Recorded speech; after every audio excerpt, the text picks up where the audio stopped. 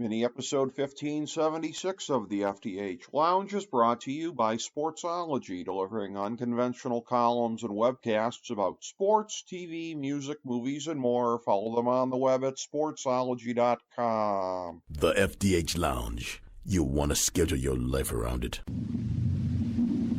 A long time ago, on a gloomy, wet Cleveland spring night, two men stand alone amidst the late-night drizzle.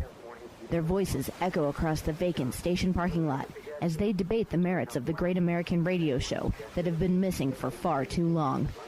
On that night, an idea was born. That idea became the FDH Lounge.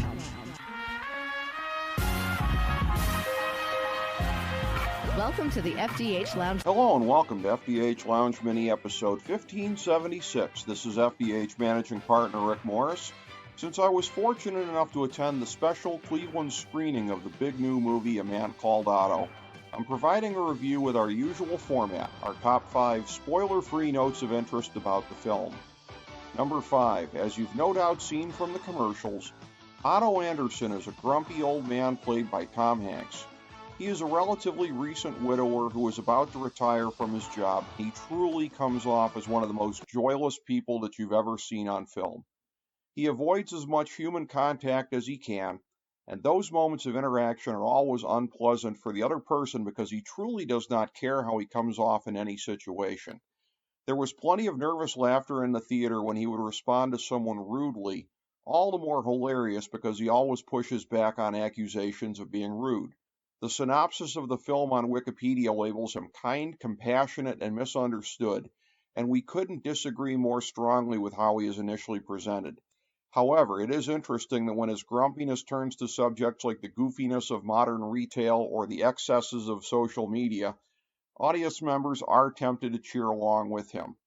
Number 4. Otto's life changes in ways that he could not possibly anticipate when he gets new neighbors, light-hearted Marisol and her wacky young family. The interest that she takes in him turns out to be very consequential, as she happens to be there at several moments that could have turned out tragically if she was not. Her determination to get to know the real person behind this impossibly grumpy persona becomes the engine that makes the rest of the story possible, and her family proves central to turning the back half of the movie into a real neighborhood ensemble that allows for the evolution of Otto's perspective. Number 3. We see in flashbacks what made Otto the way that he is, particularly the loss of his beloved wife Sonia, the vibrant opposite of him in every way possible.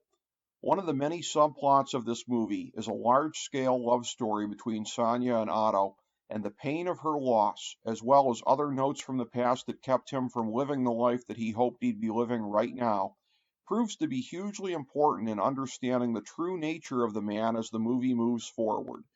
Director Mark Forster employs a tremendous amount of foreshadowing with the shots provided that turn out to be hints of what is to be revealed later.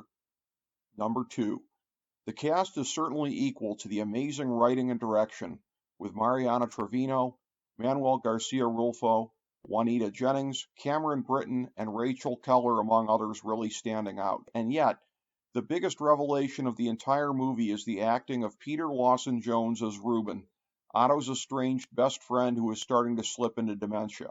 Jones, a lawyer who was once one of Ohio's most prominent politicians, returned to acting and his creative roots in the last decade plus, and built a substantial enough resume to win this plum role which he did so much with.